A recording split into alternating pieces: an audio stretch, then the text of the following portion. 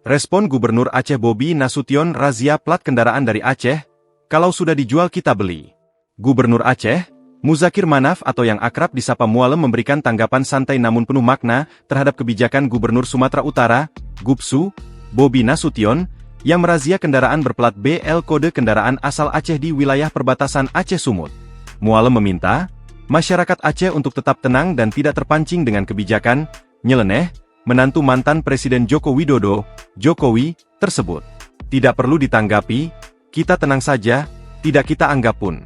Kita anggap itu angin berlalu, kicauan burung, yang rugi dia sendiri, tukas Mualem.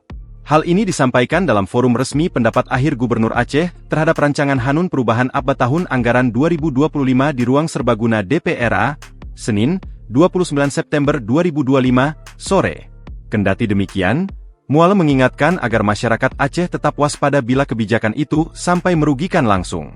Tapi harus kita wanti-wanti juga. Kalau sudah dijual, kita beli. Kalau gatal ya kita garuk, tegas Mualem. Pernyataan tersebut mengandung filosofi lokal yang dalam bahwa Aceh tidak akan memulai konflik, tetapi tidak akan tinggal diam jika haknya diganggu.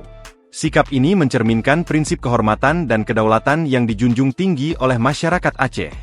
Di sisi lain, sikap tenang dan tidak reaktif dari Mualem terhadap kebijakan yang dinilai kontroversial dan berpotensi memicu ketegangan antar wilayah itu, patut dipuji.